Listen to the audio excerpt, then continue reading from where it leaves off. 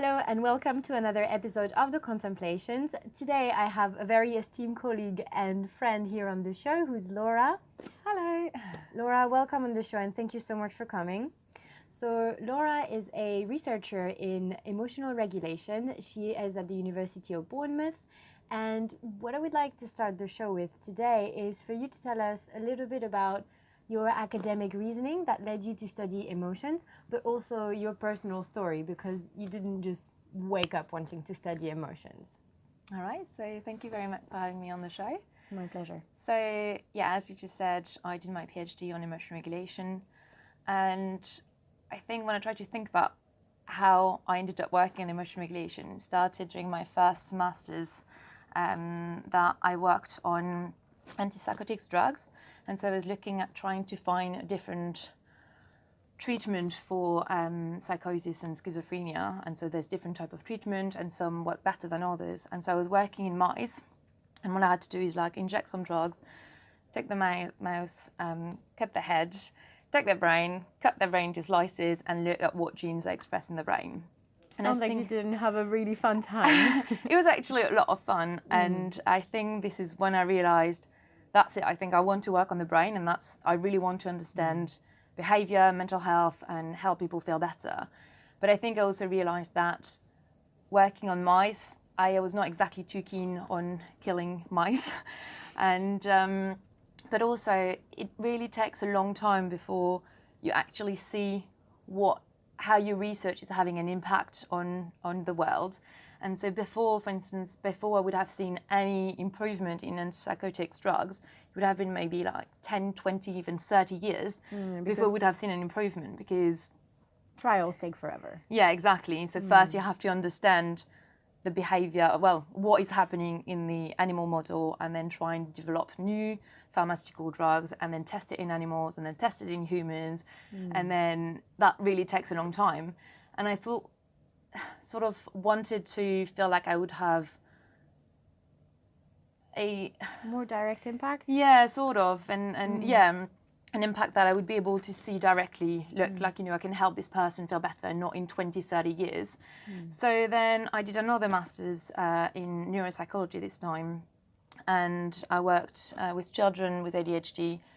And yeah, so this is kind of really what I realized. Yeah, so working on the brain, trying to understand behavior and emotions a little bit is interesting. And then after that, I came to the University of Cambridge, and I worked with someone called David Whitebread on the development of a checklist to look at self-regulation in children. So self-regulation is the sort of like the ability of regulate your action and regulate your thoughts and behavior. And so there's different type of self-regulation, and one would sort of be called metacognition. So for instance, when you can, it's metacognition is like cognition about your own cognition. So for instance, if you're reading a book and then you go to the end of the page and then you're like, wait, I don't understand anything. I can't remember, like, what exactly does it mean? And then you're kind of realizing, you're thinking about your thinking, I didn't get it. So you start again and you take actions towards that. So we looked at that, but we also looked at the regulation of emotion. And so we developed this checklist with Dr. David Whitebread. And then I was just working as a research assistant then. And then we decided for me to apply for a PhD with him, because we're really working well together and we had like loads of ideas of what we could do. And then, so I researched what exactly I wanted to do, and I had a really strong interest in emotion regulation in children and the neuroscience of emotion regulation, what's happening in the brain when children try to regulate their emotions, and what is the relationship between emotion regulation and executive controls. And I don't know if I should maybe define that executive functions. Let's define executive control.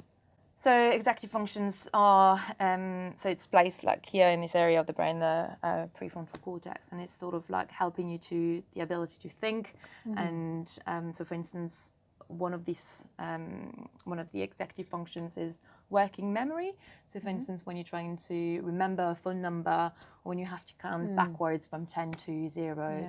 So this is all working memory. And I was looking at inhibitory control, so the ability to inhibit an action when you really want to do something, but you have to inhibit that. And Yeah. So you mentioned a really interesting experiment where you had to frustrate children and see how they would essentially regulate themselves through this. Can you talk a little bit about that? Yeah, so because I was working on emotion regulation, I also needed to put the children in a situation where they would experience some negative emotions and see what strategies did they use to regulate these negative emotions. So one of my tasks was to ask the children to choose among like a big basket with loads of toys and to choose one. And I said, look, so you can pick this one now, and then we're going to do loads of experiments together throughout many different weeks. And then at the end, you're going to get your present. It's going to be super cool. And so they were really excited. We did all the experiments together. And then at the end, I would give them a box saying your present is inside. And then I would turn around and pretend that I was doing some work. And I had a camera video recording what they were doing. And so inside the box, rather than it being their present, it was actually a piece of train track, which was quite disappointing. And so it was sort of, yeah, I was interested in like how do children regulate their emotions when they're disappointed, which does happen every day in life. How do they? Well, they all use like many different strategies, and I think that's kind of like one of really interesting findings that I found. It's like not one strategy was better than any other. It's just all children use different strategies in all the different contexts. Because I did loads of different experiments, putting them in. So yeah, looking at frustration, disappointment, and also positive emotions, and they all use different strategies in different contexts, and also all the children use. I would have used different strategy compared to you, for instance. Okay, so not only did you find that, well, they all use different ones, but they all can use different ones in different instances and different situations. Exactly. Which is amazing. Exactly. It means that we have all these toolbox to solve problems. Yeah. Okay, that's fascinating. There's one particular event for you personally running those experiments where you personally had to, disappoint kids. Yeah. I mean, it sounds mean, but it's not. It's part of the experiment, But how did you relate to that? Yeah, so in this experiment, when I had to disappoint the children, I didn't sleep for days when I had to do that. So at first I was like, I can't do it. And then I was doing it and I was like, I can't. Like, I'm such a horrible person. I can't disappoint children like that. This is just, I can't. So I went to see my supervisor and I was like, I'm really sorry, but I think I'm going to have to change my PhD. I can't do it, and this is just what it is. Like, let's think about what else I can do, because I really can't do this experiment. And then he was very wise, because he said, what exactly is your PhD on again? I was like, well, emotion regulation. He was like, there you go. Go back, regulate your emotions, and then come back to me and you'll feel better. And then I thought about that quite a lot for a long time. And then I was like, okay, it's okay. Like, children do experience disappointment in their everyday life, if they wanted to watch TV and the parents are like, no, actually, I wanted to watch football or anything else, so they don't watch what they wanted to do. That's disappointment. Or when they lose at their favorite video game, you're always disappointed in like many different ways. And all in all, my experience was not worse than what they would experience in everyday life. So I tried to regulate my emotion, take a few deep breaths just before the experiments, and then it went so much better. And I think I was a lot more relaxed about the whole thing. And I think the children as well were a lot more relaxed. And then I made it a bit more playful. And then I was like, look, so did you think it's funny when adults make mistakes like that? Because that was not your present, haha. This is your real present. And so by making it a bit more fun and regulating my own emotions, then the whole task went a lot better. And then I managed to collect all the data for my PhD. And so that went quite well. So this experiment with this child and having to frustrate them, it really crystallized for you, I sense, the need to study emotion regulation. But is it what you still do now? Do you still work with children? So I still do emotion regulation, but rather than working on children, now I'm working in patients with mental health disorders or individual with difficulties with their mental health. So I was at a point in my career after my PhD where I had the choice between continue working with children, like healthy children, and helping them develop good strategies so that they don't develop their mental health disorders later in life, or actually work with individuals who do really struggle with their emotions and who are diagnosed with a mental health disorder, and see and help them then, once they have developed a mental health disorder, help them regulate their emotions better. And I think took the turn partly because so now I'm working on eating disorders, and so emotion regulation and emotional processing in eating disorders.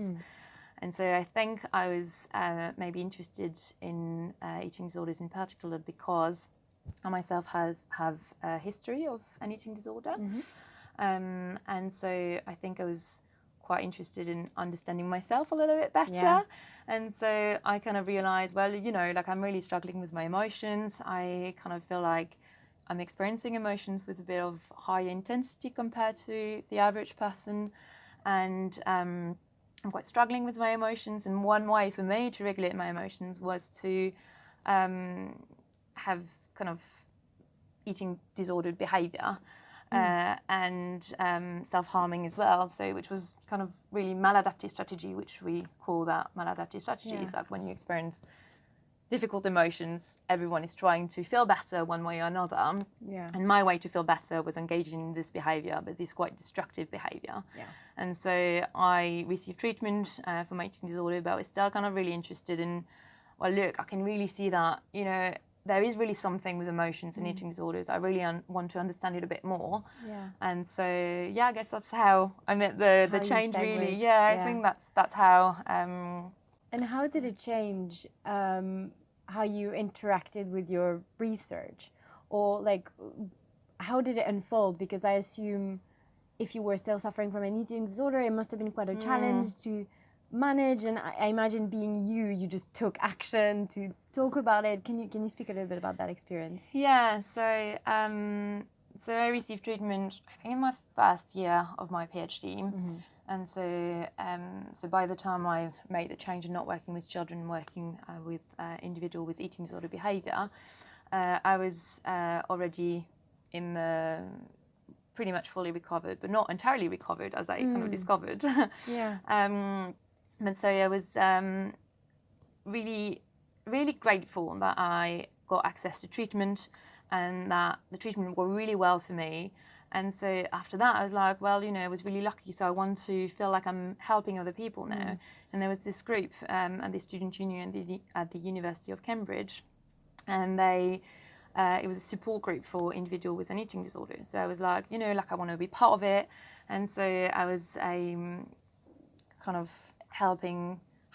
creating a place for all the people with an eating disorder to come and talk about that. And I was like kind of staying there as moderator in some ways to see that, you know, it was proper conversation happening and not kind of help.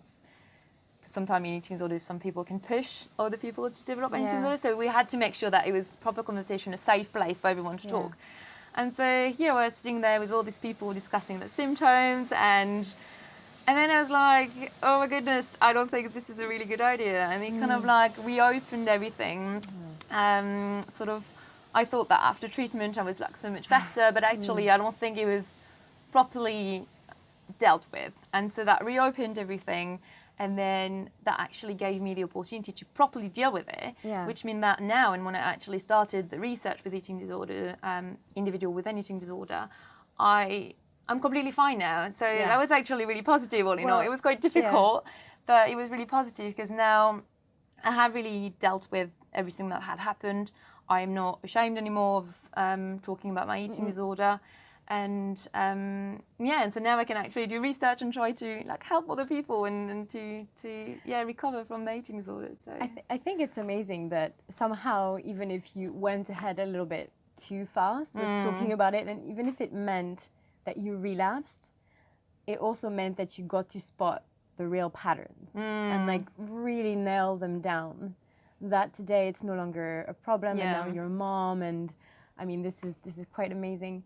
Laura, thank you so much for sharing your story. It's all right. This has been really incredible. I'm sure a lot of people your story is unique in the sense that definitely. You're researching it and you've also had the experience of it and you're fully recovered. Next time in the next episode, we'll talk a little bit about what are emotions and how are they defined, because there's no such thing as the one definition for emotion. Laura will tell us a little bit about this, and she will also share kind of a recipe for emotional regulation and for happiness. But thank you so much for coming. It's all right. Thank you for inviting me on the show. And we'll see you in the next episode. Thank you for listening.